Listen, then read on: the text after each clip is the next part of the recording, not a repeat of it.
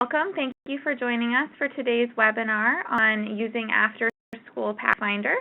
My name is Allie Leidy, and I'm the Policy and Communications Coordinator for New York State After School Network.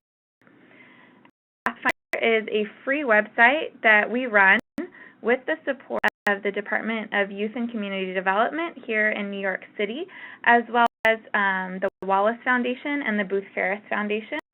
And it is used to connect employers with staff and professional development opportunities for after-school, expanded learning time, and youth programs across New York State. I'll do a brief overview of what we're going to be doing. The purpose of this webinar is to show you how to register and post jobs on the website. So we're going to do that briefly, and then we are going to have time for questions and answers from all of you to make sure that we get to the most relevant information for what you will be doing. So I'm going to start by sharing my desktop so that you can see the website.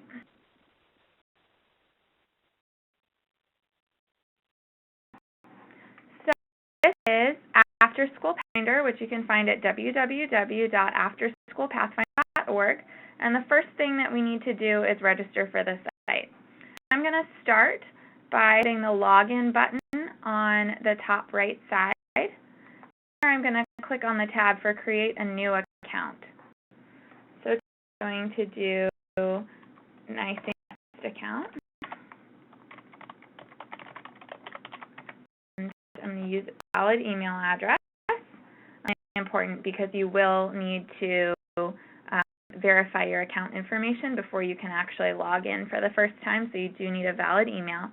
And so that for your username, you can put spaces, and you can use periods, hyphens, and underscores, but no other punctuation.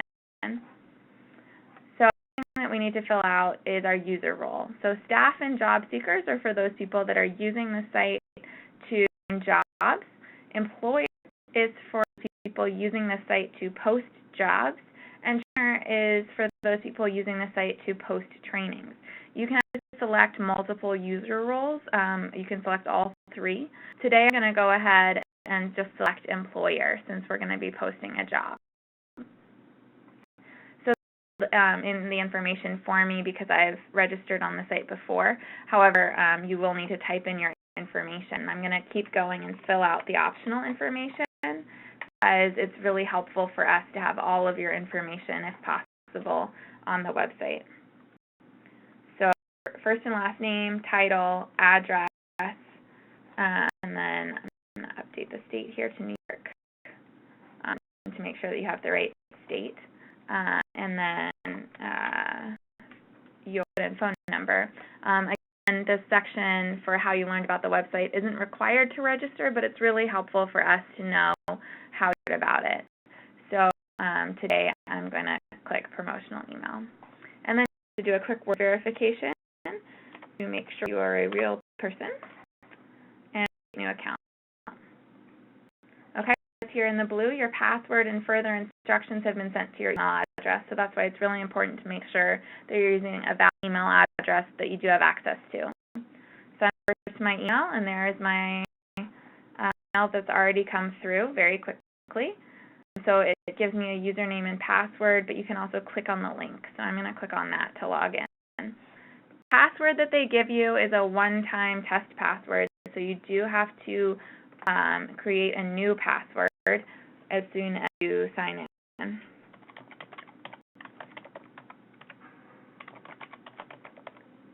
Okay, and then it's got my information there. You can upload a picture if you'd like.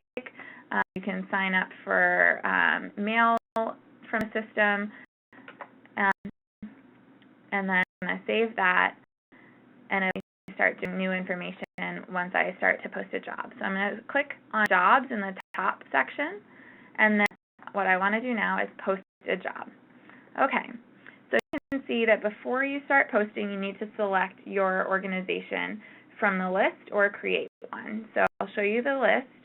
And this is important because you can't update this unless you email us through the help section to do that. So for New York State After School Network, I see that there, but we're going to pretend that we didn't organization. So I'm going to say New York State Network 2. This has optional information. However, if you're creating the profile for your organization, job seekers can view this information. So it's to your benefit to add in as much information as possible. I'm going to keep doing that for this one.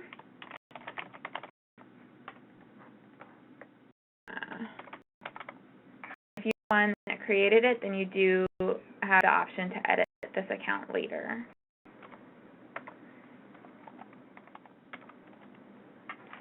Put on our main phone number. Email is optional if there's someone that you want them to be able to contact for questions about jobs or the organization, and a name. So description and mission. I find the easiest way to do that is to pull up the website and then copy and paste information in. Some bars, information, or you might have an About Us section. That you can just copy and paste straight in here, or you can type it in yourself. So, you need to find the little clipboard here to paste information in. You have the option to edit it. So you could say, make it bold. Maybe I'll make the name bold. Okay, I'm going to go ahead and hyperlink to our website here. How to do that. You can do any editing here. You want to select the area that your organization serves. So our statewide organization, so I'm going to select everything here, and we do webinars as well. However, you may only serve one area. You might serve all of New York City. You might serve one borough. You can select as many or as few as you'd like. We work with elementary, middle, and high school youth, so I'm going to save that information. So the employer has been created, and I can start posting a job. So then what I'm going to do is post a new job. Okay. The work name it might be the name of your organization if you only have one site, but if you work in many schools or community centers or have multiple sites, then that's where you're going to want to put a different name than the organization, just to be specific. So you might say specifically what school the job is at. This is going to be at our office, so I'm going to put it in that way. And put in our address, and this should be the address that employees generally be reporting to, so that they have an idea of what their commute would be. Okay, now the next section is really important. It doesn't have a star to say that it's required. However, you do need to fill in one of these two sections. Is if the job is web-based or outside of New York City and New York State. So you see all of the options here. And borough is if your job is within New York City. So if the job maybe reports to locations in multiple boroughs, you want to select the one they will be reporting most often. This is how job seekers can see and search for jobs. So seekers can, and I'll show you this, they can see what area it's going to be in when they're looking for jobs, and they can also sign up for alerts. So to select Manhattan, because that's where our office is based. Pick train, and we are by Square, so we're by a lot of trains. Okay? So put in bus or any other options. Next is full-time versus part-time. I'm going to have a part-time opportunity today. I'm going to post a summer internship, and our minimum is going to be 20 hours per week. Maximum is 30 hours per week. To put this in, if you pick full-time, that's generally 35 or 40 hours. However, if you're putting part-time, it's helpful to have that information. There's specific days needed, and flexible is also an option. We work Monday through Friday, so I'm going to put that in. Or temporary. So this is actually a temporary position that I'm posting just for the summer. However, you may select permanent. Select a permanent position, you do not need to fill in this anticipated start date and end date section. However, it's temporary, it is helpful to give that information if you have it. So I will be posting for a job that starts on the 27th, and then let's say it's going to go through August 29th. Okay, position title. Here, nice and summer policy and communications intern. We'll have one position available. You might have multiples for something that you're posting. To look at job level. So for this particular situation, we would be saying it's a paid internship. However, there are the other choices here: administrative frontline, teacher, site coordinator or program director, supervisor, or senior management. And this is something that job seekers can search for as well. They can also search for a job type. In this situation, it's a paid internship. I recommend selecting paid because that's what people will be searching for. They're looking for a paid internship. However, I'll note that you can also post here volunteer opportunities, and this is the unpaid opportunities. So this isn't just for jobs for your organization. You can put listing for volunteers. The next is area of focus, and you can select multiples here. This one I'm going to put office and administrative support, but you can also click on other if you don't see the area of focus there, and you can just type it in. Okay, the job option, again, I'm going to say the easiest thing to do is copy and paste. So I'm going to put up our job description, copy the whole thing, and again, click on that clipboard and paste, and then it pops up right in here. So the next section is required skills and experience. So I'm go to the qualifications section and copy that out and then put it in that section so it's in the right place. That we just put an organization overview, that's optional, but it's certainly helpful for job seekers. A description of the position and responsibilities there. Here we have the qualifications, and we have some information about how to apply. That's also going to be part of this form. So here you can edit once you've pasted, or if you're typing it in specifically, you can basically do anything that you would do in Word. You can change fonts, you can change size, you can also hyperlink if you have a job description online. Those are all options for you. Is other requirements, so minimum age for us, I'm going to say 18. Minimum age, education would be high school, grad test.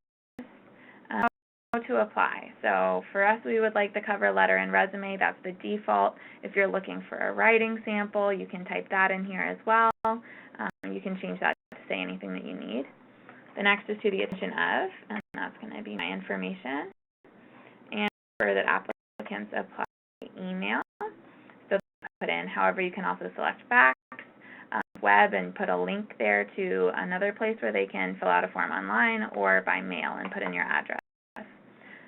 Now, the section here is the last day to apply, and that's important because it lets us know how long this posting should stay on the website. So you do not want to put in the date that you're posting the job. That's a common mistake.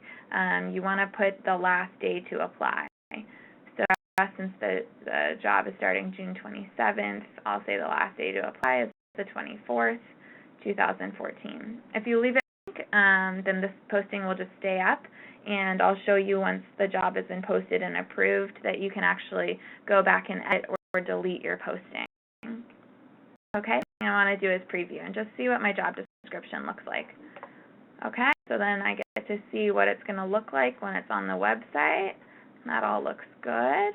And then at the bottom, I have the option of editing again.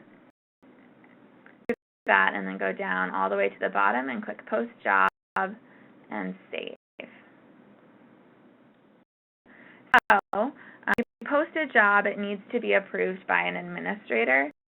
So it won't necessarily appear automatically in the latest job section. You can take a couple of days for these postings to be approved. But I'm over here and see when it gets approved. And while we're waiting for that, I'm going to show you some other information on the site, how you can use it.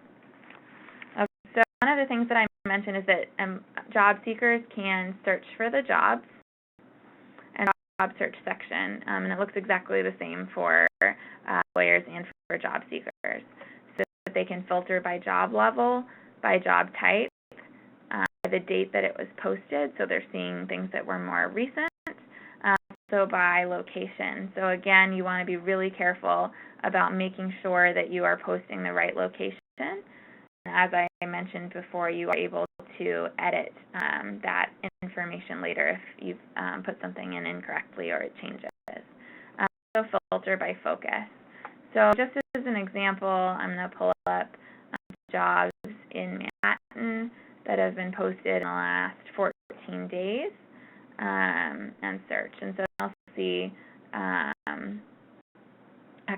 so it's just been approved, and I'll show you that, and all of these other jobs that have been posted. So now our posting has been approved. I'll show you the email. The email comes in and says that your job has been posted. So now let's go and view our posting. So I see it here. However, as I mentioned, you can still edit with that Edit tab. So I can go back and say, okay, we actually decided that the person won't be working on Friday, so I'll take that off. I'm going to go down and save it, but you'll hear the delete option. So maybe you filled the job already, you want to take it down, you just hit delete. But I'm going to save that change, and you'll note that changes don't need to be approved by administrators, so that will be done automatically. So you can see here it's no longer including Fridays as an option. I also want to quickly show you some other uses for this site. Let's take a look at training. So employers might be interested in finding training for staff. So you can look and see upcoming trainings that have been posted. You can also search trainings just as you can search for jobs. So you can say training has been posted in the last 30 days and then search a couple of trainings that have been posted. The thing you can do on this site is you search for on-site trainers. So these people that have put themselves as a site-based trainer, they will come out to your site and do specific training for you. So perhaps I would like one in New York City that will do something for me on literacy. Apply that, and now all of these have said that they do that. So I can go to their website, I can view their information, and find out more about what they do, and then I have contact information here as well. Okay? All right, so let's go ahead and take a look at the resources section. Here for supervisors, trainers, and youth development workers, or frontline staff. And they're separated into different sections. So here you can get some information on core competencies, self-assessment, professional development, and academic strategies. I'll show you the youth development workers as well. So there's a bunch of different resources there that you can access. Okay. And the last thing from the home page I want to show you is how jobs look to job seekers. They can see the title. They can see the organization, the area, so this is New York City, and then when the job was posted. So the important information to make sure that you're posting in the right area so that people are looking for what you're posting. Okay, let's see if there are any questions.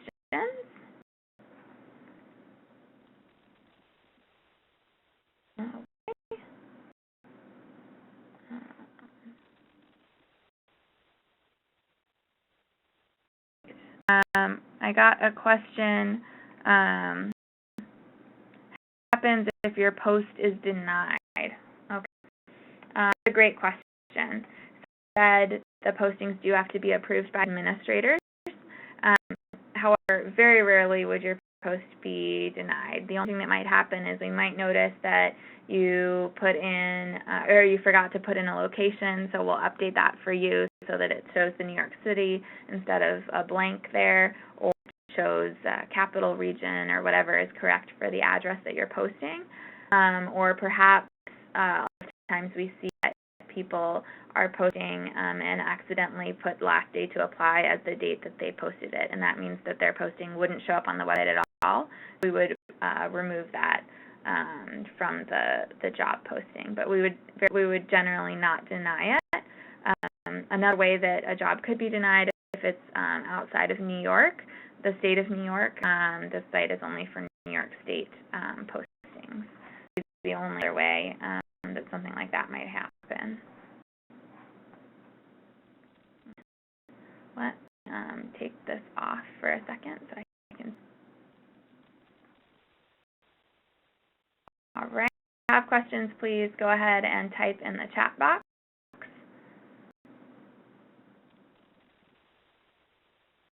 Question: is there any fee for using this site? No, not. This is a free site. So again, we would really encourage you to start making sure that all of your jobs are posted. If you have any trainings, post those as well. We will be doing another webinar this week on posting trainings, and we would love to have you join us for that. And we will be posting recordings of both of these webinars to make sure you have access to this information from the site at any time. But again, it's a free resource for all users, employers, trainers, staff members, and we do a lot of outreach to make sure that potential employees are taking advantage of the website. So we do have many users looking here, and it's a great place to post your jobs that are specific, again, to after school, summer, expanded learning time, youth development jobs. That actually reminds me another thing for if a job would be denied. If it's not related to youth work at all, then a job would be denied. It's not a posting for any organization, it's just for youth work. Do we have questions?